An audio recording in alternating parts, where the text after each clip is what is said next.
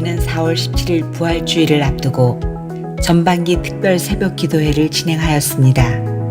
담임 목사님의 룻기서 강해로 진행된 기도회는 코로나 중에도 불구하고 많은 성도님들께서 참석하셔서 큰 은혜를 누리는 시간을 가졌습니다. 또한 담임 목사님께서는 위로라는 주제로 대구 부활절 연합예배에서 말씀을 선포하셨습니다. 대구의 많은 신자들이 온 오프라인을 통해 참석하여 예수 그리스도의 부활을 감사하며 축하하는 귀한 시간을 가졌습니다.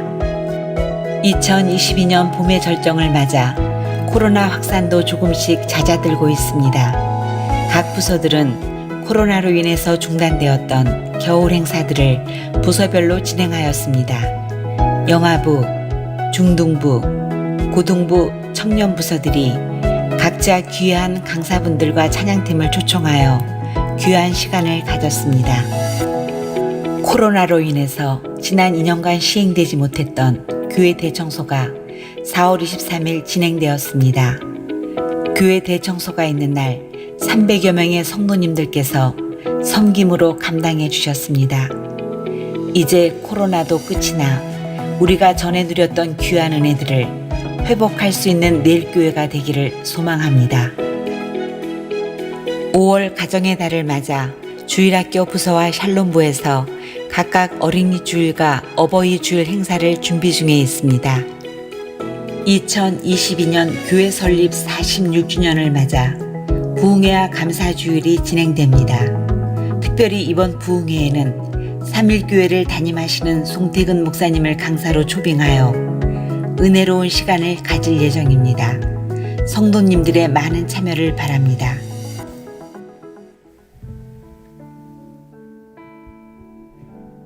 예배 가운데 우리에게 은혜를 주실 주님을 기대하고 바라는 마음으로 우리가 함께 찬양하며 주님 앞에 나아갔으면 좋겠습니다.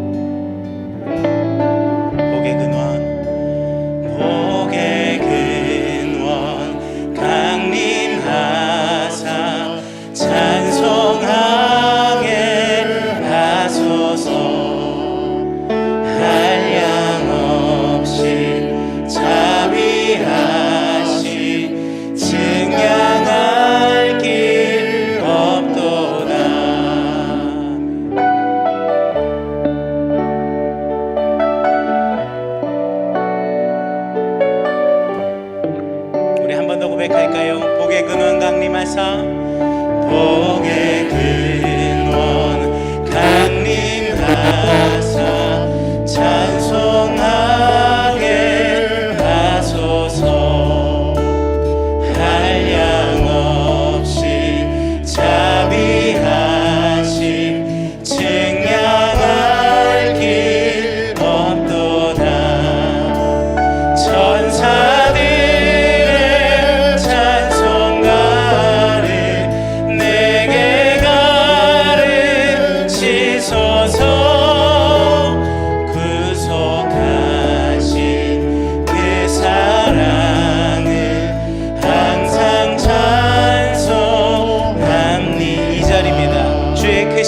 주의 크신 도움 받아 이때까지 왔으니 이와 같이 천국에도 이르기를 바라네. 하나님의 품을 떠나 죄에 빠진 우리를 예수 구원하시려고 보혈 흘려주셨네. 아멘.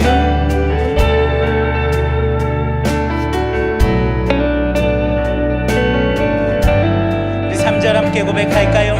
주의 귀한 은혜 받고 주의 귀한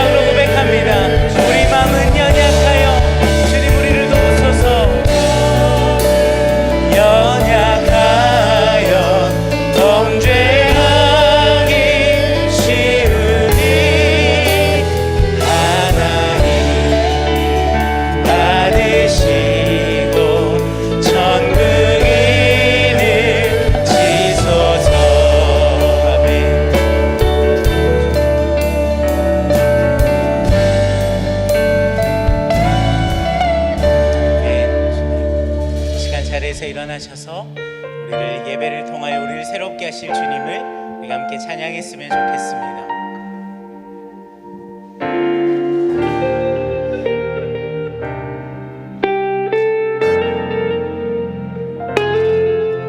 고달픈 삶의 은혜도 무뎌지고 곧 사라질 것에 내 맘 두네. 헛되고 헛된 것들을 바라보며 그 은혜를 놓치며 살았네. 주어진 삶을 묵묵히 살아가며 날 붙드신 주 예수를 보내. 사망 가운데 놓여진 나의 삶을 날 건지신 그 이름 예수. 아멘. 나의 한숨을 바꾸셨네. 주를 향한 노래로, 소망의 노래로 나의 눈물을 거두신 주 예수 이름 앞에 살게 하소서. 주어진 삶을 묵묵히 살아가며 날 붙드신 주 예수를 보내. 사망 가운데 놓여진 나의 삶을 날 건지신 그 이름 예수. 아멘. 나의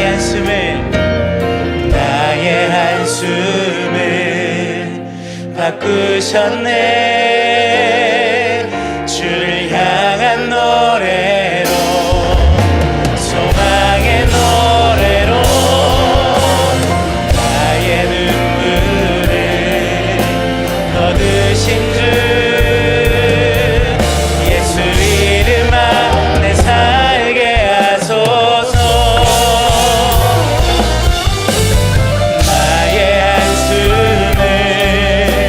바꾸셨네. 주를 향한 노래로, 소망의 노래로 나의 눈물을 거두신 주 예수 이름 안에 살게 하소서. 예수 이름 안에서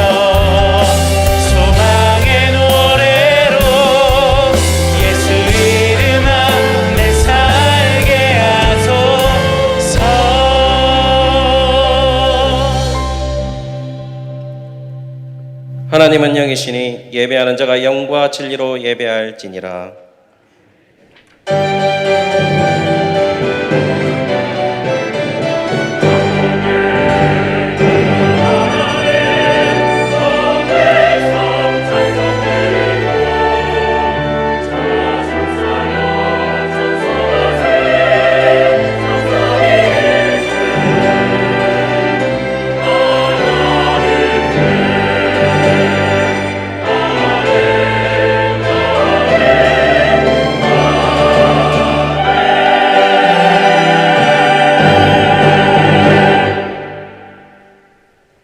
사도신경으로 우리의 신앙을 고백하겠습니다. 전능하사 천지를 만드신 하나님 아버지를 내가 믿사오며 그 외아들 우리 주 예수 그리스도를 믿사오니 이는 성령으로 잉태하사 동정녀 마리아에게 나시고 본디오 빌라도에게 고난을 받으사 십자가에 못 박혀 죽으시고 장사한 지 사흘 만에 죽은 자 가운데서 다시 살아나시며 하늘에 오르사 전능하신 하나님 우편에 앉아 계시다가 저리로서 산 자와 죽은 자를 심판하러 오시리라. 성령을 믿사오며 거룩한 공예와 성도가 서로 교통하는 것과 죄를 사하여 주시는 것과 몸이 다시 사는 것과 영원히 사는 것을 믿사옵나이다. 아멘. 성시 교독하도록 하겠습니다. 교독문 98번 어버이 주일입니다. 네 부모를 공경하라. 왜냐하면 내 하나님 여호와가 내게 준 땅에서 내 생명이 길리라.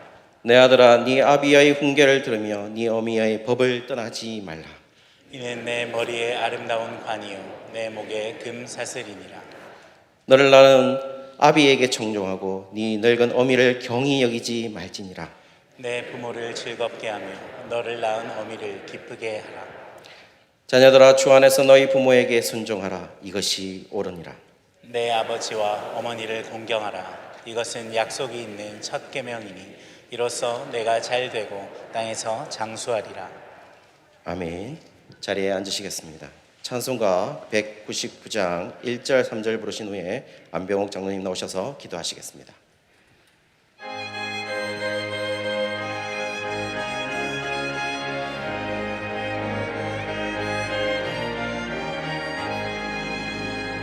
나의 사랑하는 죄 비록 헤어졌으나 어머니의 무릎 위에 앉아서 재미있게 듣던 말 그때 일을 지금도 내가 잊지 않고 기억합니다. 귀하고 귀하다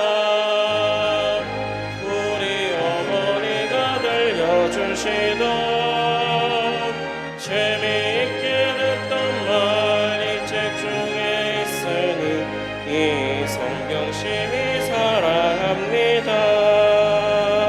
예수 세상 계실 때 많은 고난 당하고 십자가에 달려 죽임 당하니 어머니가 읽으며 눈물 많이 흘린 것 지금까지 내가 기억합니다.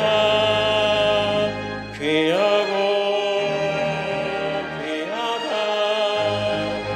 우리 어머니가 들려주시던 재미있게 듣던 말 이 책 중에 있으니 이 성경심이 사랑합니다.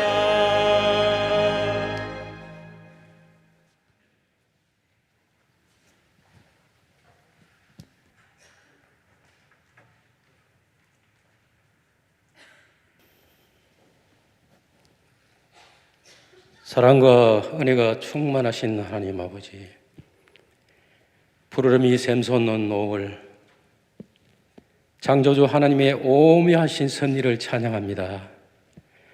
이 시간 신령과 진정으로 예배를 드리오니 우리의 예배를 기뻐 받아 주시옵소서. 하나님 아버지, 어버이 주일을 맞이하여 하나님께서 우리에게 말씀하신 대로 부모를 공경하며 섬기며 사랑하며 가정마다 믿음의 가족 공동체로 세워주시고 하나님의 은혜 안에서 부모와 자녀가 서로 사랑하고 기도하며 하나님의 선을 이루어가는 행복한 가정이 되게 인도하여 주시옵소서. 우리들의 삶에 여전히 감춰진 죄들로 사람들은 모르지만 하나님을 알고 계시는 해결되지 못한 크고 작은 죄들이 있습니다. 주님, 회개하오니 우리를 용서하여 주시옵소서. 우리가 모여 예배드릴 때 영혼이 새로워지고 주님의 영으로 충만하게 하시고 예배를 통해서 회복과 치유가 넘치게 하시며 우리의 마음속에 기쁨과 은혜가 넘치는 시간이 되게 하여 주시옵소서. 우리의 다음 세대진 영아, 유치, 초등, 중고등부, 청년부에게는 지혜와 계시의 정신을 주시고 보는 눈과 듣는 귀와 깨닫는 마음을 주시어 생태계와 도덕성이 파괴되어가는 이 어두운 세상을 밝게 비추는 빛으로 부패한 곳을 정화시키는 소금으로 사명을 감당하는 믿음의 인재들로 쓰임받게 하여 주시옵소서. 선교 현장에서 복음 전파에 열정을 쏟으시는 선교사님들이 이 어렵고 힘든 시기를 잘 극복하도록 은혜를 베풀어 주시옵소서. 담임 목사님 성령님으로 충만케 날마다 충만하게 하여 주시고 하나님의 말씀을 선포하실 때 영육간의 강건함으로 붙들어 주시옵소서. 선포되는 하나님의 말씀이 저희 심령 가운데 옥토밭이 되어 삶을 살아가는 데 밑거름이 되어 하나님 말씀 가운데 살아갈 수 있도록 인도하여 주시옵소서. 코로나로 인하여 힘들었던 2년 동안 하나님의 은혜로 잘 보내고 이제 이전과 같은 상황으로 되돌아가게 하심을 감사를 드립니다. 코로나가 완전히 사라진 것은 아니지만 하나님은 앞으로 더욱 좋은 시간들을 저희들에게 허락하여 주실 것을 믿습니다. 이제 앞으로 힘써 주의를 행하게 하시고 평범한 일상의 소중함을 깨닫고 사랑하며 섬기는 참된 그리스도인의 삶을 살아가게 하여 주시옵소서. 모이기를 힘쓰며 아버지 하나님여, 예배에 저희들이 집중하여 드리는 이 시간이 되어지게 허락하여 주시옵소서. 이 답답하고 암울하고 어두운 터널을 지나면 한이의 영광을 보듯이 모든 성도들이 어렵고 답답하고 암울한 시기를 하나님의 은혜와 하늘의 소망으로 슬기롭게 극복할 수 있도록 도와주시옵소서. 하나님께 영광을 돌리며 예배를 위해 수고하는 봉사하는 손길들을 기억하시며 삼부 찬양대의 찬양을 흠량하시고 우리들의 예배를 받아주시며 모든 예배자들이 하늘의 소망으로 하나님 나라를 세우고 성도들을 세워주는 귀한 교회가 되게 하여 주시옵소서. 이 모든 것을 감사드리며 예수님의 이름으로 기도드리옵나이다. 아멘.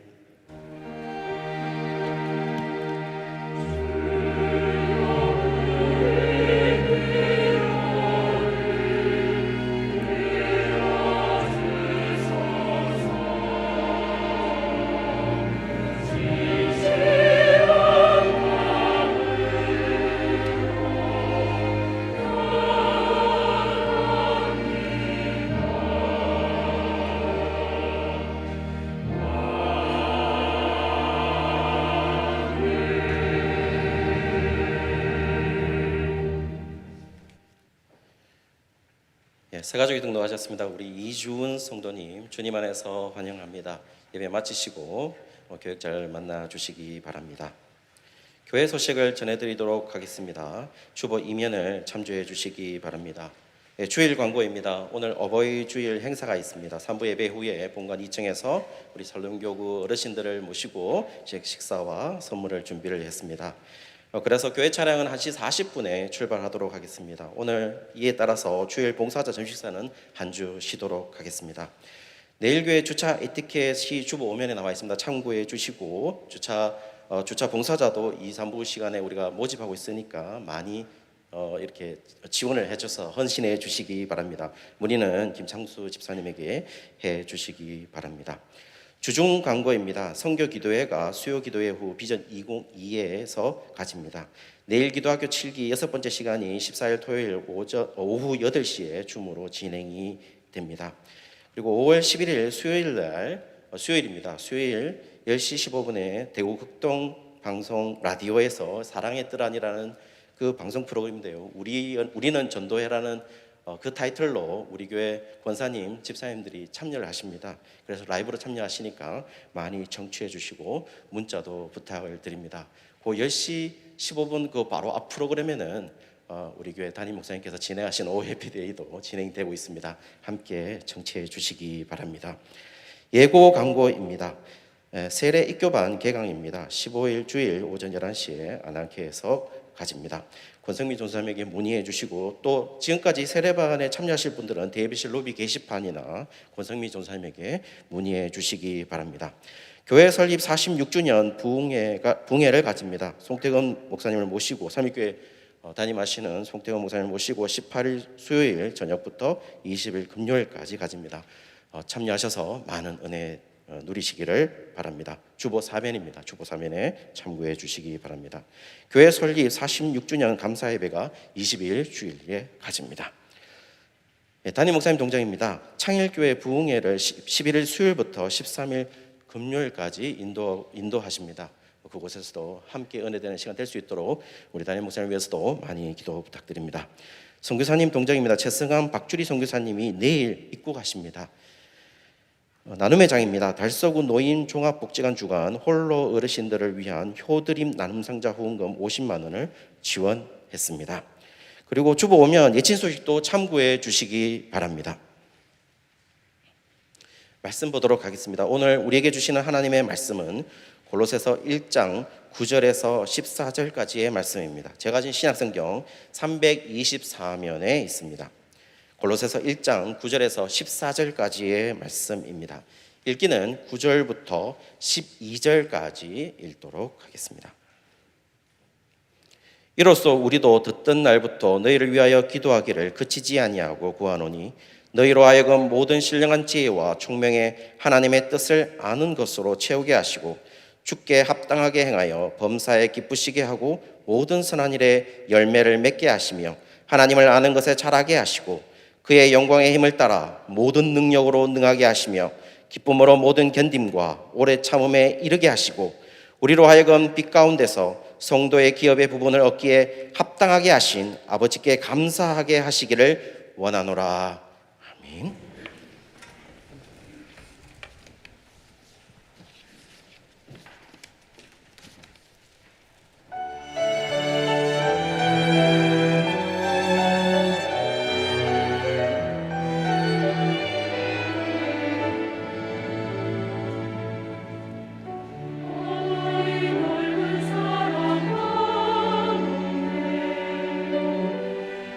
나라가 된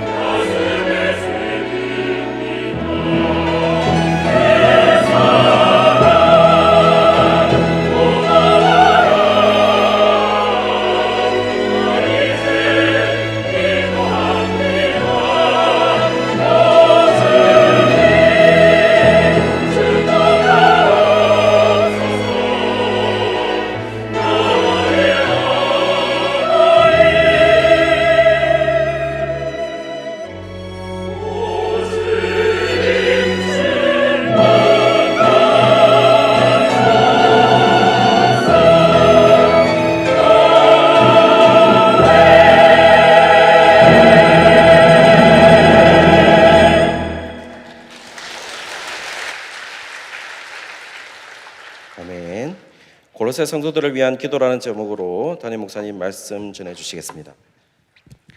할렐루야. 예, 우리 앞뒤처럼 보시고 오늘 어버이날인데 사랑합니다 또 축복합니다 하면서 인사 나누시면 좋겠습니다.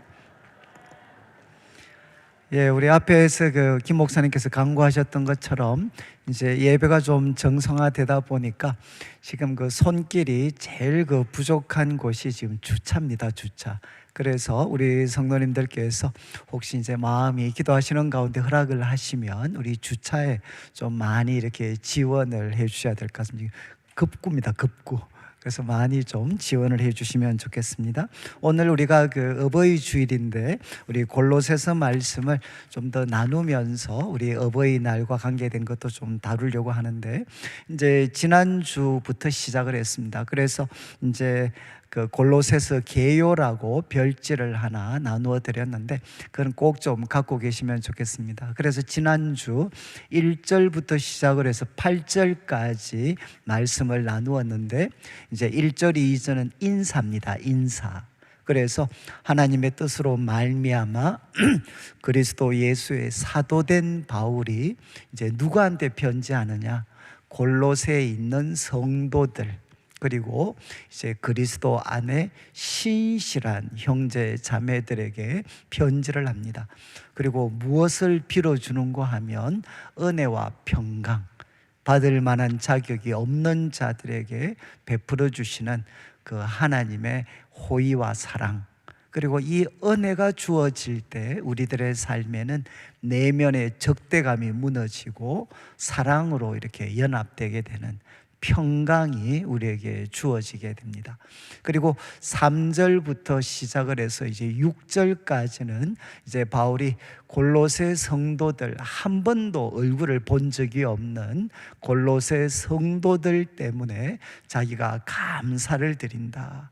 그런데 그 감사의 내용은 크게 두 가지였습니다. 결국 믿음, 그리고 사랑, 소망, 그리스도 예수에 대한 믿음, 그리고 모든 성도에 대한 사랑, 그리고 하늘에 쌓아둔 소망, 이 세 가지가 뭔가 하면 그리스도인의 표지입니다. 표지. 그리스도인은 도대체 누구인가? 이 세 가지를 가지고 있는 사람, 그리스도 예수를 믿고 모든 성도들을 사랑하고 소망을 하늘에 쌓으면서 살아가는 사람들. 그리고 두 번째 감사의 내용은 그들에게 복음이 주어졌는데 이 복음이 이제 열매를 맺고 자라고 있다. 온 세계 가운데서처럼 이 골로새 지역에도 이제 이 복음을 듣고 은혜를 깨달은 날부터 이제 그들에게 이 복음이 열매를 맺고 자라고 있습니다. 그리고 이제 7절과 8절은 이 골로새 성도들에게 복음을 전해준 분이 누구냐? 바로 에바브라죠. 에바브라. 그래서 골로새 성도들에게 복음을 전해 주었고, 그리고 또 그 골로새 교회 성도들을 지도했던 영적 지도자 이제 에바브라, 이 에바브라에 대해서 바울이 소개를 합니다. 그는 누구냐? 우리와 함께 종된 사람이다. 하나님의 참 종으로 살아가는 사람이다. 그리고 또 그는 누군가 하면 그리스도의 신실한 일꾼이다. 그리스도의 신실한 일꾼이고, 그리고 성령 안에서 너희 사랑, 하나님이 주신 사랑을 성도들에게 흘러보내고 있는 이 성령 안에서 너희 사랑을 우리에게 알려준 사람이다. 이렇게 하면서 에바브라를 칭찬하고 세워주었습니다. 이제 오늘 우리가 다루는 9절부터 14절까지 말씀은 이제 바울이 이 골로새 성도들을 위하여 기도를 드리는 내용입니다. 그래서 9절을 한번 보시면 이로써, 이거는 이런 이유로, 앞에서 3절부터 8절까지 소개해졌던 내용, 에바브라를 통해서 사도 바울이 골로새 성도들에 대한 소식을 듣고 이제 바울은 어떤 반응을 보였느냐? 듣던 날부터 너희를 위하여 기도하기를 그치지 아니했다. 이거는 부정의 부정이기 때문에 강한 긍정입니다. 너희를 위해서 항상 기도했다는 뜻이죠. 항상. 그런데 이제 대부분 학자들은 이 항상이라는 말 속에는 아마 정기적으로라는 뜻이 아마 담겨져 있지 않겠는가. 그래서 바울이 하루의 시간을 정기적으로 내어서 이 골로새 성도들을 위해서 기도를 드렸다는 겁니다. 여러분, 골로새 성도들에게는 복음을 통해 놀라운 열매가 나타나지만 이제 우리가 2장에서 다루겠지만 거짓 교사들 때문에 많은 어려움과 고통을 겪고 있었습니다. 이제 믿음 생활 시작하지 않은 오래되지 않은 이 골로새 성도들, 그들에게는 거짓 교사들의 강한 도전이 있는데 이들을 위하여 도대체 바울이 무엇을 기도했는가 하는 것이 이제 9절부터 14절에 나오는 내용입니다. 제가 이제 오늘 말씀 혹시 또 이렇게 결론을 미리 말씀을 드리면, 저는 우리 성도님들이 아마 오늘부터 기도할 때 이 바울의 기도문을 자기의 기도문으로 삼아서 기도하시게 되면 저는 우리 성도들의 삶에 놀라운 변화가 있을 거라고 믿습니다. 저는 이제 모태신앙으로 자라왔기 때문에 저는 이제 고등학교를 졸업하고 이제 대학을 가고 또 우리 성도님들 중에는 아마 직장 가시면서 아마 그런 고민을 한 번씩 해보셨을 것 같아요. 도대체 그리스도인은 어떻게 살아가는 사람들인가? 그리고 교회 오시면 아마 제일 크게 도전을 받는 게 기도입니다. 기도. 도대체 기도는 무엇을 어떻게 구해야 되는 것인가? 이런 질문들이 우리들에게는 일어나죠. 저도 이제 고등학교를 졸업하고 서울에 이제 진학을 하면서 참 이렇게 혼란스러웠습니다. 이제 교회를 새로 정해야 되고 그러면서 도대체 내가 18년 동안 교회에서 뭘 배웠나? 도대체 교회 다니는 사람, 예수님을 믿는 사람은 어떻게 사는 사람인가? 그래서 제가 이제 기억을 다 이렇게 더듬었을 때 한 3가지 정도가 생각이 났습니다. 아, 예수 믿는 사람은 18년 동안 배운 거, 그래, 이제 주일을 빼먹으면 안 되지. 이제 주일을 빼먹지 않는 사람. 그 다음에 꼭 뒤에 말이 있었습니다. 빼먹으면 다친다. 제가 이제 고등학교 이렇게 대학 가서 처음 한번 빼먹어 봤어요. 동창회 간다고. 근데 그날 동창회 가서 얼굴을 갈아붙였습니다. 아스팔트에. 그래서 제가 그때 이건 살아있는 말씀이구나. 이제 몸 조심하기로 했어요. 그리고 둘째 제가 생각났던 게 헌금을 떼먹지 마라. 결론은 똑같았습니다. 다친다. 제가 이것도 좀 떼먹어 봤는데 별로 뒤끝이 안 좋더라고요. 그리고 3번째 제가 한때 생각이 났던 게 술과 담배를 하지 마라. 제가 18년 동안 교회를 다니면서 예수님을 믿는 사람은 어떻게 살아야 되나 라고 생각을 할 때 이 3가지가 생각이 났습니다. 다른 거는 잘 기억이 나지 않았어요. 그때 제 마음에 교회 교육에 대한 좀 실망 그리고 분노하는 마음이 많이 일어났어요. 내가 이 3가지를 배우려고 교회를 그렇게 열심히 다녔나. 그런데 그 후에 제가 많은 고민 가운데서 이제 성경을 공부하면서 우리 그리스도인의 삶은 전혀 다른 거구나. 여러분, 이제 또 우리 그리스도인의 삶은 기도와 다 연결이 되어져 있잖아요. 저도 기도하려고 정말 애를 많이 썼습니다. 그런데 고등학교 때까지 제 기도 제목이 뭐겠습니까? 결국은 공부 잘하는 거였어요. 그리고 좋은 대학 가는 거였습니다. 그리고 대학 가면 취직 잘하는 거였고 결혼 잘하는 거였고, 그래서 마음에 그런 질문이 생긴 거죠. 도대체 대상만 다르지 그리스도인이 기도하는 것과 소위 이름도 알지 못하는 신에게 물 떠놓고 기도하시는 어르신들의 기도와 무슨 차이가 있나. 참 저는 이렇게 혼란스러웠습니다. 그런데 이제 특별히 이 골로새서에 나오는 말씀을 제가 공부하면서 참 이런 생각이 들었어요. 좀 편히 그런데 왜 이런 걸 가르쳐 주지 않으셨나.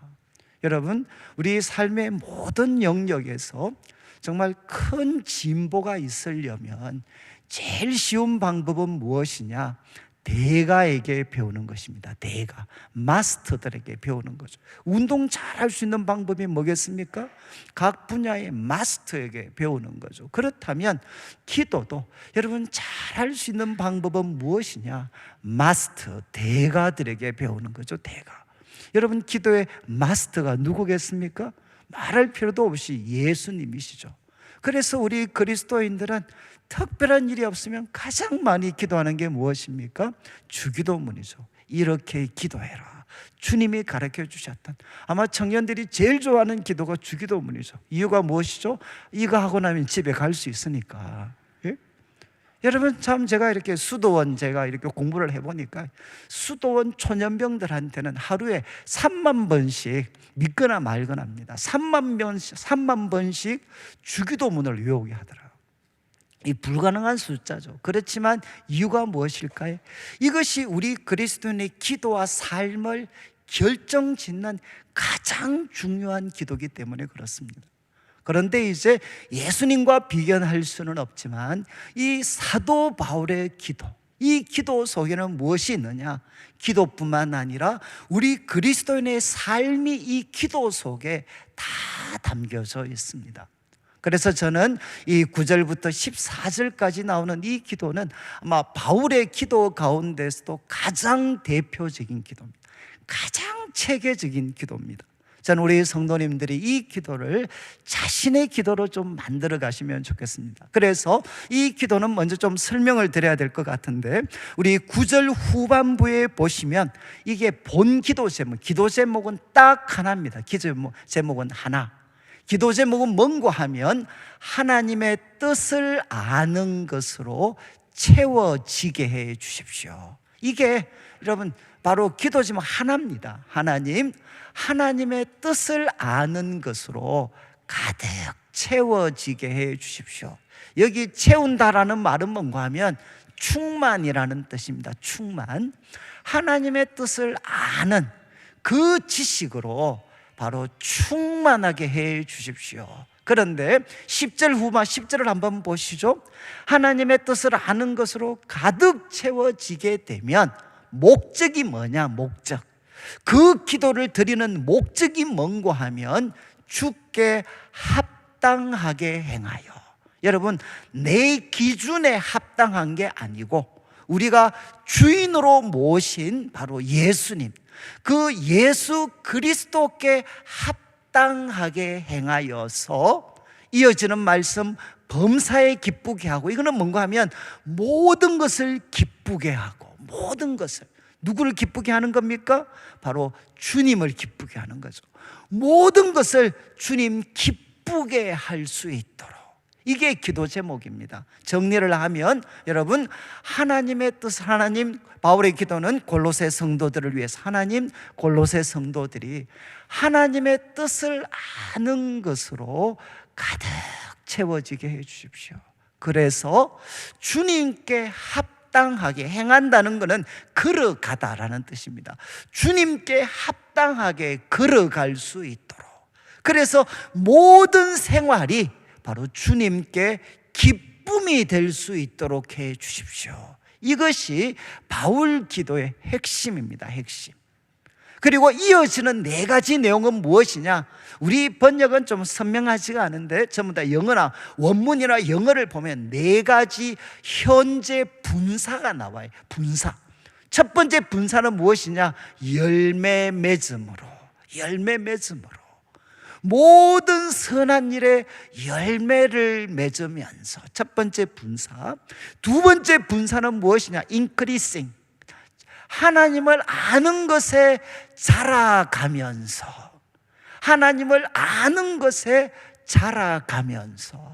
그리고 세 번째는 무엇이냐? 하나님의 영광스러운 힘을 따라 모든 능력으로 능하여져서, 하나님의 능력으로 능하여져서. 그리고 네 번째는 무엇이냐? 아버지께 감사하기를 원한다. 아버지께 감사하면서. 여러분, 이 바울의 기도는 저를 한번 보시면 명확한 체계를 갖고 있어요. 제일 중심 기도 제목, 하나님의 뜻을 아는 것으로 가득 채워주십시오. 그래서 기대하는 결과가 하나님, 주님께 합당하게 걸어가게 해주세요. 그리고 모든 것이, 우리들의 모든 행동이 하나님, 주님께 기쁨이 되게 해주세요. 그런데 주님께 기쁨이 되는 삶은 네 가지 모습, 모든 선한 일에 열매를 맺습니다. 그리고 하나님을 아는 것에 점점 자라갑니다. 그리고 어려움과 힘든 순간을 만날 때마다 하나님의 능력으로 그들은 능하여집니다. 그리고 네 번째는 감사합니다. 감사. 이것이 무엇이냐?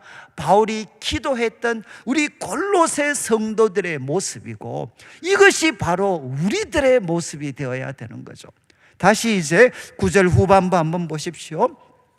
9절 후반부에 첫 번째, 이제 기도 제목 하나라고 했습니다. 마지막에 있는 하나님의 뜻을 아는 것으로 채우게 하시고, 그런데 이 하나님의 뜻이라는 것도 많은 성도들이 오해를 하십니다. 만약에 우리 결혼을 앞두고 있는 사람들이 있으면 사진 10장 쫙 깔아놓고, 하나님, 이 사람입니까? 이 사람입니까? 기도하면서 뽑는 거, 이거 물론 뭐 때로는 포함이 될지 이런 뜻이 아닙니다. 그리고 만약에 대학 가야 되는데 이력서 쫙 깔아놓고, 하나님, 여기 찍어야 됩니까? 저기 찍어야 됩니까? 여러분, 이렇게 뭔가 우리들의 삶에 특별한 뭔가를 이야기하는 뜻이 아닙니다. 바울 사도께서 하나님의 뜻이라고 표현할 때는 항상 두 가지입니다. 첫 번째는 무엇인가 하면 그리스도를 통해 이루신 하나님의 놀라운 구원. 여러분, 이것이 가장 중심적인 뜻입니다. 하나님의 뜻을 아는 것으로 가득 채워달라는 것은 다르게 표현하면 하나님이 예수님 통해 얼마나 놀라운 구원을 우리를 통해 이루셨나, 우리를 위해 이루셨는가, 이것을 아는 것이 하나님의 뜻입니다. 하나님의 뜻 꼭 기억하셔야 돼요. 지금 많은 성도들이 지금 제가 강조하는 것을 놓치고 예수님 통해서 하나님이 이루신 구원이 얼마나 놀라운 것인가, 이것은 그냥 뒤로 제껴두고 자신의 삶에 급한 문제를 갖고 하나님 뜻이 이겁니까 저겁니까? 그런데 여러분, 우리 여러분들이 아마 하나님의 뜻을 알아가시다 보면 제일 먼저 하나님이 확인시켜 주시는 게 뭐냐? 예수님 통해 하나님이 얼마나 놀라운 구원을 우리를 통해, 우리를 위해 이루셨는가, 이것을 아는 것이 첫 번째입니다. 그리고 두 번째가 무엇이냐? 하나님께서 자기 백성들에게 원하시는 구체적인 기대와 명령이죠. 구체적인 기대와 명령. 여러분, 이 두 가지가 하나님의 뜻 속에 포함되어져 있습니다. 그래서 우리 로마서 12장 2절을 한번 비추어 주시면, 여러분, 이 로마서 12장 1절 2절은 우리 성도들이라면 이제 여러분, 예수 믿는 분은 어떻게 살아야 되나? 12장 1절, 너희 몸을 하나님이 기뻐하시는 산제사로 드려라. 너희 몸을 하나님이 기뻐하시는 산제사로 드려. 이 뜻이 뭔가 하면은요, 목사 되기로 결심하고 선교사 되기, 그런 뜻이 아닙니다. 몸으로 하는 모든 행동이 하나님께 예배가 되게 해라. 이게 몸으로, 바로 너희 몸을 하나님께 거룩한 산제사로 드리라는 뜻은 바로 이겁니다. 몸으로 하는 모든 행동이 하나님께 예배가 되게 해라. 그래서 우리 만약에 여자분들 만약에 부엌에서 우리 가족들 위해서 식사 준비하시면 그 시간이 뭐가 돼야 되느냐? 하나님께 예배 드리는 시간이 되셔야 되죠. 그리고 우리 남자분들 직장에서 일하실 때 그 시간이 우리들의 손과 발로 움직이는 이 시간이 무슨 시간이 되어야 되느냐? 하나님께 예배 드리는 시간이 되어야 된다는 거예요. 그런데 그것이 일어나려면 2절 말씀, 어떤 일이 필요한가? 이 세대를 본받지 말고 마음을 새롭게 함으로 변화를 받았어. 이 변화를 받았다는 표현은 예수님께서 변화산에서 일어난 이 변화를 설명하는 단어입니다. 트랜스피규어. 그 질 자체가 바뀌었다. 너희들의 마음이 질 자체가 바뀌어서 무엇하라는 겁니까? 한마디로 하나님의 뜻을 분별해라. 하나님의 선하시고 기뻐하시고 그 온전하신 뜻을 분별해라. 그래서 여러분들이 12장을 읽어보시면 이어나오는 표현은 교회에서는 어떻게 해야 되나? 그리고 또 우리를 반대하고 핍박하는 세상 속에서는 어떻게 해야 되나, 그리고 나라와의 관계에서는 우리가 어떻게 해야 되나 하는 내용들이 계속해서 이어집니다. 여러분, 우리 그리스도인의 삶의 가장 중요한 것은 무엇이냐? 하나님의 뜻이 무엇인지를 이해하는 겁니다. 예수님 통해서 어떤 놀라운 구원을 이루셨는지, 그리고 하나님께서 우리 삶의 각 영역마다 하나님이 주신 명령과 뜻이 무엇인지 이해하는 거죠. 예를 들면 데살로니가 전서 우리 4장 3절 한번 보시면 하나님의 뜻은 이것이다 명확하게 밝히면서 너희의 거룩함이다, 엄난을 버려라. 그리고 또 5장 16절부터 18절 한번 보시죠. 정말 우리 성도님들이 잘 아시는 항상 기뻐해라, 쉬지 말고 기도해라, 그리고 또 범사에 감사해라. 마지막이 뭡니까? 이것이 그리스도 예수 안에서 너희를 향하신 하나님의 뜻이다. 여러분, 우리 성도들이 해야 되는 가장 중요한 일, 가장 중요한 기도는 무엇이냐?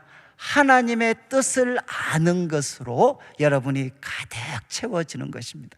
그러려면 무엇이 필요하냐? 여러분, 다시 9절을 보시면 앞부분에 모든 신령한 지혜와 총명이라고 표현되어 있어요. 이게 원래 이제 원문에는 뒤쪽이죠. 여러분, 하나님의 뜻을 아는 것으로 가득 채워지는데 뭐 안에서? 모든 신령한 지혜와 총명 안에서. 여기 이제 신령하다는 걸 잘 해석하셔야 됩니다. 신약에서 신령하다는 말의 뜻은 무엇이냐? 성령께서 주시는, 이해하시겠습니까? 성령께서 주시는, 이것을 압축적으로 표현하면 신령한으로 번역할 수 있어요. 여러분, 성령께서 주시는 지혜와 총명 안에서 하나님의 뜻을 아는 것으로 가득 채워지라는 거죠. 여러분, 이제 우리가 구약에서 신약으로 넘어왔기 때문에 여기 지혜와 총명이라는 것은 이렇게 좀 정리하시면 좋습니다. 지혜는 무엇이냐? 진리를 정확하게 아는 것입니다. 지혜는 무엇이냐? 진리를 정확하게 아는 것입니다. 그리고 총명은 무엇이냐? 이 수네시스라고 하는데, 이 총명은 무엇이냐? 여러분, 진리를 기초로 해서 올바른 결론을 내리는 능력입니다. 아시겠어요? 바로 이 진리를 기초로 해서 삶의 매 순간마다 올바른 결론을 내릴 수 있는 능력이 수네시스, 총명입니다. 총명. 여러분, 바로 지금 바울이 이야기합니다. 성령께서 주시는 진리를 분별할 수 있는, 깨달을 수 있는 능력, 그리고 그것을 적용해서 올바른 결론을 내릴 수 있는 총명, 이것 안에서 너희들은 하나님의 뜻을 아는 것으로 충만해져야 된다, 이렇게 기도하죠. 그러면 또 어떤 분들은 목사님, 저는 지혜와 총명하고 상관이 없는 사람입니다. 그런데 이사야 11장 2절을 한번 좀 비춰주시면, 이사야 11장 2절에 한번 보시죠. 그의 위에 여호와의 영, 지혜와 총명의 영이다 라고 표현되어 있죠. 여러분, 성령님이 누구십니까? 지혜와 총명의 영이십니다. 그분이 우리에게 무엇을 주시느냐? 신령한 지혜와 총명을 주시는 거죠. 정말 여러분이 진리를 분별하고 그것을 통해 바른 결론을 내리기를 원하신다면 누구를 가까이 하셔야 되느냐? 성령님의 도우심을 구하셔야 돼. 그래서 말씀을 들을 때나 혼자서 공부할 때나 읽을 때나 항상 여러분이 구해야 되는 게 무엇이냐? 성령님, 저에게 지혜와 총명을 주십시오. 그리고 그 안에서 하나님, 저로 하여금 하나님의 뜻을 아는 지식으로 가득 채워주십시오.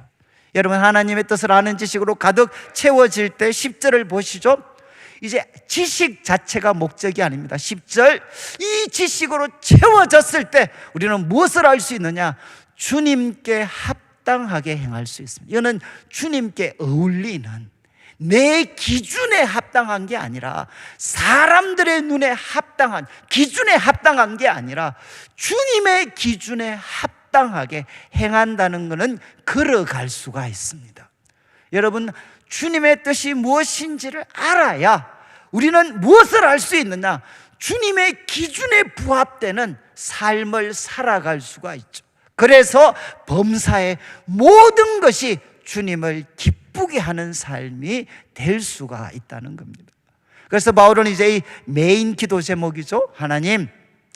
하나님을 아는 지식으로 가득 충만하게 해 주셔서 주님께 합당하게 살아가고 주님 모든 것이 주님을 기쁘게 하는 삶이 되게 해 주십시오. 정말 멋있지 않나요? 그러면서 이렇게 살아가면 4가지의 모습이 나온다는 겁니다. 첫 번째가 10절 중반부에 보시면 모든 선한 일에 열매를 맺게 하시며, 여러분 모든 선한 일에 열매를 맺으면서, 이렇게 번역하는 게 더 좋아요. 모든 선한 일에 열매를 맺으면서, 여러분 하나님의 뜻을 아는 지식으로 충만해 가지고 주님께 합당하게 행하면 어떤 결과물이 나오나 모든 선한 일에 열매를 맺습니다. 여러분 제가 오늘 이제 어버이 주일인데도 이 본문을 하는 것은, 여러분 정말 우리가 자녀로서 부모님께 최고로 효도하려면 어떻게 살아야 되겠습니까? 바로 우리가 주님의 기준에 부합되게 우리가 부모님들을 섬길 때, 그때 우리는 어떻게 되죠? 정말 제일 귀한 효도를 할 수가 있다. 저는 지금도, 저는 고등학교 때까지 이렇게 막 공부만 해가지고요, 참 인간관계가 너무 서툴렀어요. 특별히 우리 부모님들한테도 그런 부분이 참 많았습니다. 근데 가끔 그런 생각을 해요. 내가 예수님을 안 믿었으면 참 우리 부모님들 마음에 상처를 많이 줬겠다 라는 생각을 참 많이 했습니다. 그래도 내 같은 사람도 주님께서 주님의 뜻을 자꾸 하나씩 알도록 해 주셨으니까, 내같이 자기 중심적이고 어쩌면 무심한 사람이 그래도 주님께서 주님의 뜻을 알면서부터는 부모님들께 조금이라도 그래도 잘하려고 참 이렇게 노력을 했어요. 저는 우리가 부모님께 최고의 효를 다할 수 있는 것은, 여러분 우리 부모님들을 섬기는 데 있어서 하나님의 뜻을 알고 주님의 기준에 부합되게 주님의 마음을 기쁘게 하는 효를 하면 그게 최고의 효입니다. 그리고 여러분 우리 자녀들, 우리가 어떻게 하면 참 이렇게 제일 좋은 부모가 될 수 있겠습니까? 저는 똑같은 말인데, 내가 만약에 주님을 몰랐으면 우리 자녀들한테 진짜 제가 못할 짓 많이 했을 것 같아요.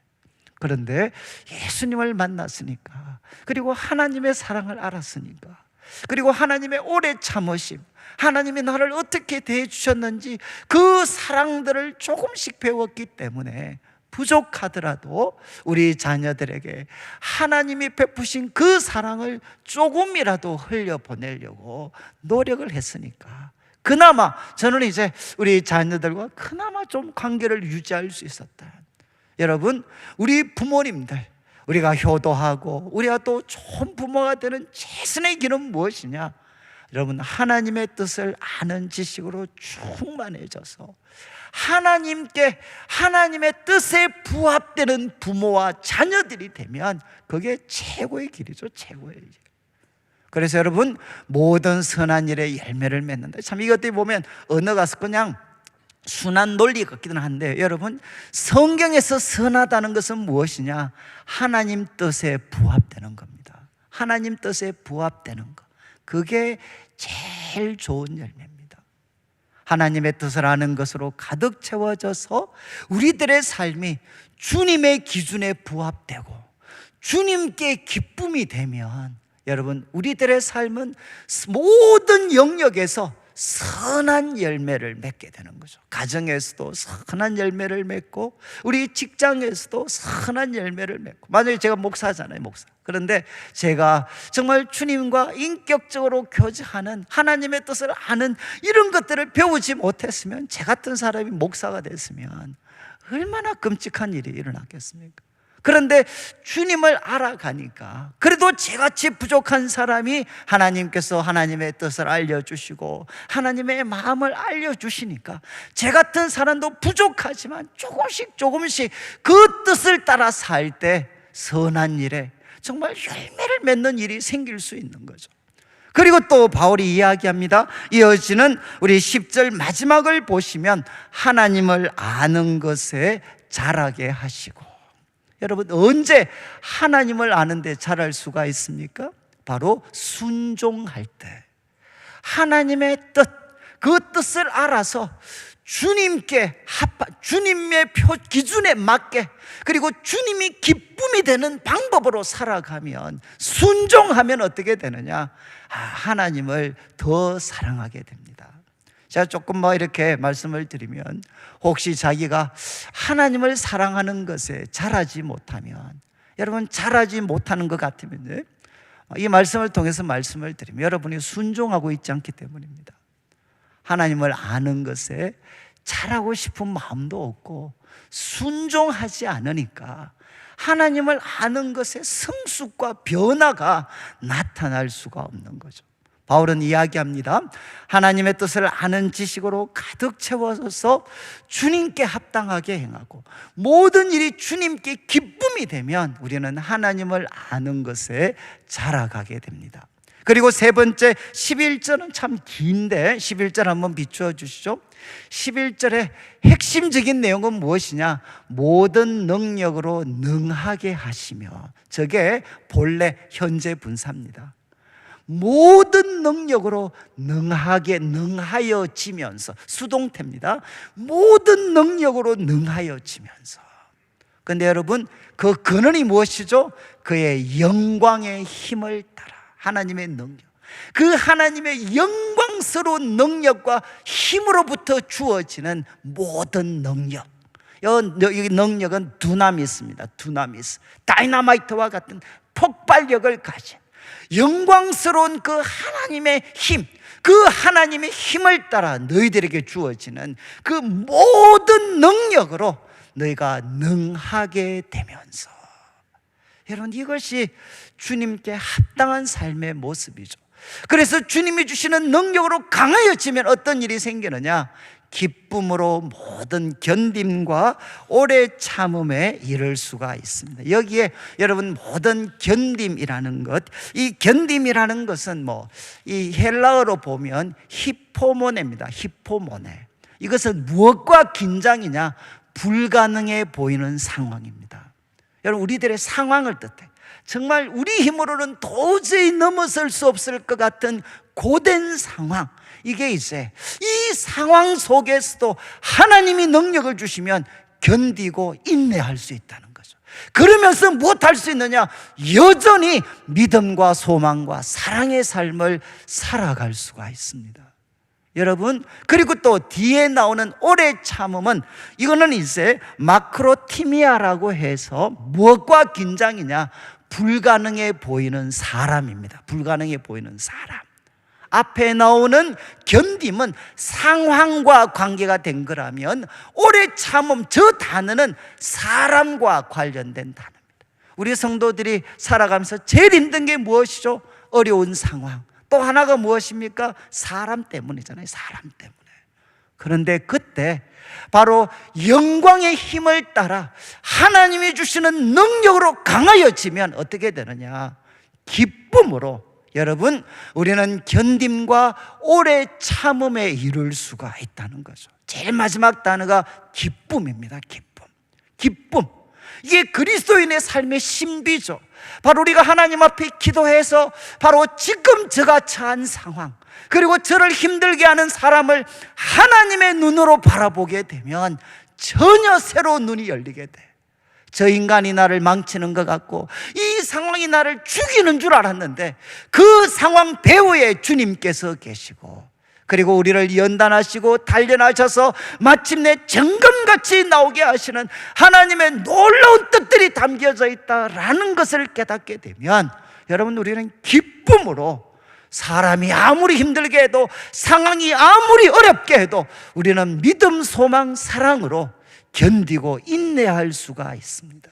그래서 세 번째는 모든 능력으로 강하여지면서, 그리고 12절을 보시죠. 12절의 가장 중요한 단어는 마지막입니다. 아버지께 감사하면서. 아버지께 감사하면서. 그래서 감사는 무엇이냐? 우리 그리스도인의 삶의 꽃이고 절정입니다. 꽃이고 절정. 제가 이제 극동방송 운전하다 한 번씩 가끔 들으면 아침에 그런 한번 감사와 불평을 비교하면서 감사하는 인생은 안전주행, 그리고 불평하는 인생은 음주운전, 이렇게 나오더라고요. 아주 가슴에 팍 와닿다. 여러분, 불평하면서 사는 사람은 오늘 하루 뭐 하느냐? 자기 인생을 음주운전하는 것과 똑같다는 거예요. 이런 음주운전 뭡니까? 통제 안 되잖아요, 통제. 그런데 감사하는 인생은 무엇이냐? 안전운행을 한다는 거예요. 저는 참 지혜로우신 것 같아요. 여러분, 우리 그리스도인의 삶의 꽃과 절정은 무엇이냐? 감사라는 거죠, 감사. 자, 이제 정리를 하면 여러분, 우리가 하나님을 아는 지식으로 충만해져서 주님께 합당하게 행하고 모든 것이 주님께 기쁨이 되는 삶을 우리가 구해서 살아가게 되면 4가지 모든 선한 일에, 가정에서도 직장에서도 교회에서도 이 세상 우리의 발걸음이 닿는 곳곳마다 선한 일의 열매를 맺고, 그 경험, 순종을 통해 우리는 하나님을 아는, 하나님이 바로 이런 분이시구나, 하나님을 아는 것에 자라게 되고, 3번째는 어떤 사람, 어떤 상황이 우리를 힘들게 해도 바로 영광의 힘을 쫓아서 하나님의 능력으로 강하여져서 기쁨으로 오래 참음과 견딤에 이르게 되고, 그리고 4번째는 아버지께 감사하면서 사는 삶. 이것이 우리가 기도해야 되는 삶의 모습이라는 거죠. 그런데 12절부터 14절은 감사와 묶여져 있습니다. 여러분, 감사해야 되는 이유를 사도 바울은 3가지로 설명을 합니다. 그래서 12절을 다시 한번 비추어 주시면, 우리 아버지는 누구시냐? 우리 아버지는 누구시죠? 첫 번째, 그분이 하신 일이 무엇이냐? 합당하게 하셨다. 얻기에 합당하게 하신 하나님. 여기 합당하다는 말은 자격을 부여하다라는 뜻입니다. 그것을 할 수 있는 자격을 부여하신 하나님께 감사하기를 원한다. 그런데 어떤 자격이냐? 빛 가운데에서 성도의 기업의 부분. 참 어려운 말이죠. 여러분, 성도들, 가나안 땅을 차지했던 성도들, 이스라엘 백성들이 그 땅을 기업으로 찾았던 것처럼 우리가 하나님의 자녀가 되면 어떻게 되느냐? 하나님은 우리에게 기업, 천국, 하나님의 나라를 우리에게 기업으로 주십니다. 그런데 이 기업의 부분이라는 것은 대부분 헬라어 공부했던 학자들은 이야기합니다. 동사로 이해하는 게 좋다. 동사. 무슨 말인가 하면 바로 성도의 기업에 참여할 수 있는, 그 하나님 나라를 자신의 기업으로 참여할 수 있는 자격을 부여하신 하나님, 그분에게 감사하기를 원한다. 그런데 그 성도의 기업, 하나님 나라는 무엇이냐? 빛 가운데 있다는 겁니다. 이는 13절, 이어서 나오는 13절 흑암의 권세와 대조되는 말입니다. 성경에서 빛은 3가지를 담고 있어요. 이거는 빛은 무엇입니까? 거기에는 질서가 있죠. 그리고 빛은 무엇이냐? 선입니다. 그래서 우리를 어디로 인도하느냐? 영원한 생명으로 인도합니다. 그러나 흑암은 무엇이죠? 흑암, 캄캄해지면 사람들은 죄를 짓잖아요. 왜? 거기에는 혼란이 있습니다. 혼란. 그리고 어둠은 무엇이냐? 악입니다. 악과 죄가 활동하는, 그리고 그래서 우리를 어디로 인도하느냐? 죽음으로 몰고 가는 것이 바로 어둠이죠. 어둠. 여러분, 하나님의 나라, 성도의 기업인 하나님의 나라의 본질은 무엇이냐? 그것은 빛 가운데 있습니다. 빛 가운데 있는 그 하나님 나라에 참여할 수 있는 자격을 부여해 주신 하나님, 그 하나님께 감사하기를 원한다. 여러분, 제가 건강에 이제 정말 장례식 많이 갔습니다. 여러분, 장례식 갔을 때 항상 제가 말씀드리는 것 중에 하나가, 여러분, 천국에 들어갈 수 있는, 하나님 나라에 참여할 수 있는 그 자격은 무엇이죠? 자격은 무엇입니까? 딱 한 가지, 바로 예수님을 믿는 것입니다. 여러분, 우리 하나님은 누구십니까? 바로 천국에 들어갈 수 있는, 하나님 나라에 들어갈 수 있는 자격을 부여하신 분이십니다. 그리고 13절을 보시죠. 이것을 이제 여기는 관계 대명사, 그분이 바로 그 아버지께 감사하는데, 그분은 빛 가운데 있는 그 어떤 참 성도의 기업을 얻기에 자격을 부여하셨고, 또 그분은 무엇 하셨나? 우리를 흑암의 권세에서 건져내셨다. 바로 빛과 대조되는, 빛 가운데 있는 성도의 기업과 대조되는 흑암의 권세에서 건져내셔서 그의 사랑의 아들, 무엇입니까? 예수님께서 세례 받으셨을 때 하나님이 뭐라고 말씀하셨어요? 너는 내 사랑하는 아들이다.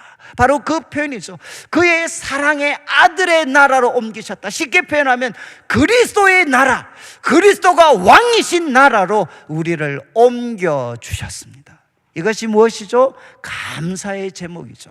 하나님은 우리를 천국에 들어갈 수 있는, 하나님 나라에 들어갈 수 있는 자격을 부여하셨고, 두 번째는 실제로 흑암의 권세에서 그리스도의 나라로 우리를 옮겨주셨습니다. 여러분, 12절 13절은 헬라어 시제가 부정과거입니다. 이것은 뭔가 하면 과거에 한 번 일어나는, 반복될 수 없이 한 번 일어난 사건을 표현할 때 부정과거를 사용해요. 여러분, 하나님은 우리에게 자격을 부여해 주셔요. 이거는 명확하게 반복될 수 없는 명확한 사실. 그리고 하나님은 우리를 옮기셨습니다. 흑암의 권세에서 그의 사랑하는 아들의 나라로 우리를 옮겨주셨어요. 그리고 세 번째 보시죠. 그러면 그 아들 안에서 어떤 놀라운 일이 일어났느냐. 14절을 보십시오. 14절 이제 이렇게 표현합니다. 그 아들 안에서 우리가 속량, 참 어려운 한자인데, 이 속량의 말의 뜻이 뭐냐? 값을 치르고 풀어주는 것입니다. 여러분, 고대 전쟁이 많았잖아요. 전쟁에서 패배하면 포로가 되고 그 사람은 노예로 전락합니다. 그런데 그 노예가 된 사람한테 돈을 지불해서 그 노예 상태에서 풀어주는 것이 무엇이냐? 바로 속량입니다. 속량. 그런데 사도 바울은 이야기합니다. 그 아들 안에서 우리는 값을 치루어지고 이제는 우리는 해방되어졌다. 어디에서 어디로? 여러분, 흑암의 권세에서 그의 사랑하는 아들의 나라로 옮겨졌는데, 여러분, 속량, 무슨 값을 지불하셨습니까? 예수님께서 우리 죄를 대신하여 십자가에 피 흘려 죽으셔서 우리가 치러야 될 대가를 그의 아들이 다 대신 지불해 주셨습니다. 그래서 속량은 무엇입니까? 죄 사함을 얻었다는 겁니다. 그런데 재밌는 것은 14절 얻었다라는 표현은 시제가 현재입니다. 현재. 참 이게 뭐 정말 그 아들 안에서 우리는 어떻게 되었느냐? 속량 곧 죄 사함을 우리는 얻고 있습니다. 지금도 우리는 얻고 있습니다. 이 세 가지, 하나님께서 우리에게 천국에 들어갈 수 있는 자격을 부여하셨고, 실제로 어둠의 권세에서 그의 사랑하는 아들의 나라로 옮겨주셨고, 그리고 예수님 그 아들 안에서 우리는 속량 곧 죄의 사함을 얻었다 라는 것을 기억하고 묵상하고 깊이 깨닫게 되면 우리들의 삶 속에 감사는 넘쳐나게 된다는 것입니다. 여러분, 참 여러분들의 삶에 이렇게 기쁨이 있는지 모르겠어요. 저는 제 자신의 삶도 그렇고 청년들을 섬기면서 제가 이제 발견했던 것은, 왜 우리는 기뻐하지 못하나? 많은 경우는 과거가 발목을 잡고 있기 때문입니다. 나의 실패. 참 우리 청년들한테 이야기한, 목사님, 제 삶은 고등학교 때 끝났습니다. 그때 엄마 아빠 그래 공부하라 하는데 제가 그때 친구들하고 놀다가 그때 내 인생은 이미 끝났습니다. 또 우리 여자분들 만나보면은요, 목사님, 내 인생은 끝났습니다. 남자분들 기억하셔야 돼. 많은 분들, 여자분들이 이야기하시면, 목사님, 제 인생은 안 됩니다. 저 인간과 결혼하는 순간부터 내 인생은 끝났습니다. 이제는 회복이 불가능합니다. 이런 분들 진짜 많습니다. 여러분, 과거에 발목 잡혀서 미래에 대한 어떤 기대도 할 수 없는 사람들 참 많습니다. 그런데 여러분, 참 이렇게 우리가 과거에 잘못했다고 실패했다고 생각해 보시죠. 그 과거의 실패와 잘못은 언제 끝납니까? 좀 죄송한 말씀인데 죽어야 끝이 나요. 죽기 전까지는 끝도 없이 덜추어내면서 사람을 짓밟습니다. 죽어야 끝나요. 죽어야. 그리고 저는 청년들 섬기면서 청년들을 정말 힘들게 했던 것은 무엇이냐? 우리 부모님들의 실패, 그 부모님들의 분노가 그들의 인생을 망가뜨려 놓은 것들을 저는 많이 목격을 했어요. 그리고 이 불의한 세상이 우리 성도들과 청년들의 삶을 망가뜨렸어요. 여러분, 언제 이 지리한 이 싸움은 언제 끝날까요? 우리가 죽어야 끝이 납니다. 여러분, 나의 실패, 나의 죄, 그리고 이 세상이 망가뜨렸던 이 세상의 그 악함들이 언제 결국 끝나느냐? 죽어야 끝나요. 죽어야. 근데 저는 가장 놀라운 발견, 그런데 우리가 죽어야 되는데 누가 죽으셨죠? 예수님께서 죽으셨어요. 여러분, 그래서 저는 예수님을 믿고 나면 어떤 일이 일어나나, 저한테는 딱 한 가지 표현이 생각이, 바로 과거청산입니다. 과거청산. 내 실패가 이제 내 발목 붙잡는 거 이제 끝났구나. 예수님과 함께 죽었으니까, 이제 죽었으니까 우리의 모든 실패와 잘못, 그리고 우리를 죽이려고 했던 이 세상의 거대한 악들, 여러분 이제 죽었기 때문에 끝났습니다. 여러분, 예수님 안에 무엇이 있느냐? 과거가 청산이 되고 새로운 미래가 부활하신 주님과 함께 성령의 도우심을 의지하여서 새로운 삶이 우리들에게 열려지게 되죠. 이제 바울은 이야기합니다. 저는 우리 성도님들께서 참 이 9절부터 14절 말씀 정말 외우시면 좋겠어요. 기도하실 때마다 하나님, 저 어떤 상황, 어떤 어려움 만나도 그 문제로 바로 뛰어들지 말고 하나님, 저 하나님의 뜻을 아는 지식으로 가득 채워주세요. 그래서 참 이 상황 속에서도 주님께 합당하게 걸어가게 도와주세요. 그리고 하나님, 바로 주님께 기쁨이 되고 싶습니다. 도와주십시오. 그래서 우리 성도들의 삶에 선한 열매가 맺히고 하나님을 아는 것에 더 자라가고, 그리고 어려울 때마다, 사람들한테 시달릴 때마다, 상황 때문에 시달릴 때마다 영광의 힘을 따라 하나님이 주시는 모든 능력으로 무장해서 기쁨으로 모든 견딤과 오래 참음에 이르고, 여러분, 우리에게 천국에 들어갈 수 있는 자격을 부여하셨고 우리를 사랑하는 아들의 나라로 옮겨주셨고, 그분의 십자가의 보혈 때문에 죄 사함을 우리에게 허락해 주신 그 하나님 때문에, 그 예수님 때문에 감사하면서 살아가는 우리 성도들 되시기를 주님의 이름으로 축원합니다. 우리 같이 한번 찬양을 드릴 텐데, 우리 어머님의 크신 사랑, 아마 여러분들이 찬양 부르시면 아마 우리 부모님들 생각이 다 나실 것 같아요. 다. 저도 뭐 그렇고요. 저도 이제 참 이런 어버이날은 우리 감정이 격해질 수 있으니까, 저도 살면서 제가 진짜 힘들면 마지막 불렀던 찬양 이 찬양입니다. 그래도 우리 고생하셨던 어머니 생각하면 다시 제가 정말 이빨 깨물고 일어나서, 그래 우리 어머니, 우리 할머니, 우리 아버지, 부모님들 이렇게 사셨는데 내가 여기서 주저앉을 수 없지. 여러분, 바로 이런 참 오늘 말씀에 나타났던 이런 부모님 주신 하나님께 감사드리고 또 이런 부모님으로 우리가 살아가면 좋겠습니다. 찬양 드리겠습니다.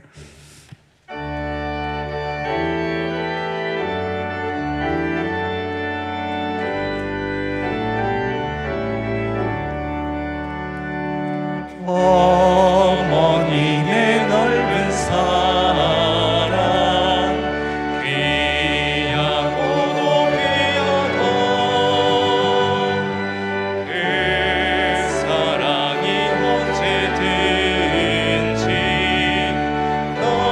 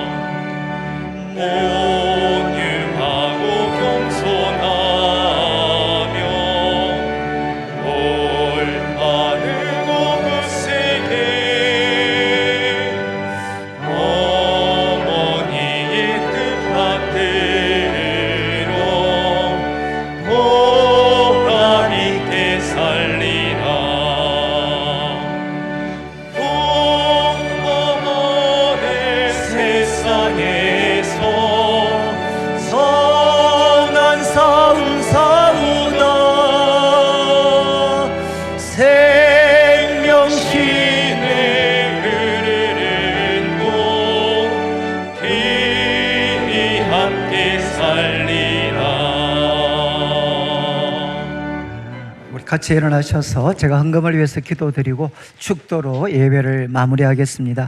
하나님 아버지, 오늘도 사랑하는 성도님들 주님 앞에 귀한 예물 드립니다.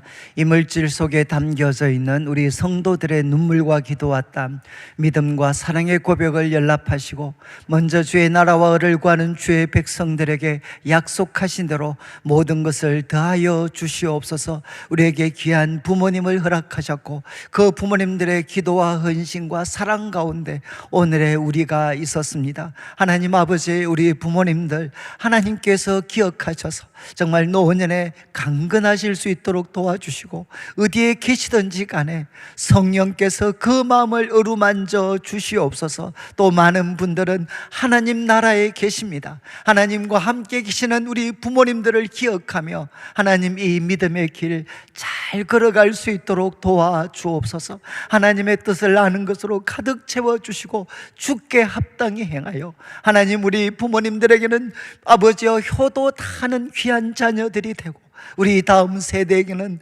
정말 귀한 믿음의 부모님들이 되실 수 있도록 인도하여 주시옵소서. 감사를 드리며 살아계신 예수님의 이름으로 기도드립니다. 아멘. 지금 우리 주 예수 그리스도의 크신 은혜와 하나님 아버지의 극진하신 사랑과 성령 하나님의 감동 감화 위로하시고 교통하심이 하나님의 뜻을 아는 것으로 가득 채워져서 주님께 합당하게 행하고 모든 일에 주님의 기쁨이 되어서 이제는 효도 다하는 자녀들이 되고 그리고 자녀들에게는 자랑스럽고 그리고 믿음의 본이 되는 그 부모의 길 잘 걸어가기를 다짐하는 우리 성도들, 그리고 또 노년의 고통 중에 있는 우리 많은 우리 어르신들 위에 지금부터 영원토록 항상 함께 있을지어다. 아멘.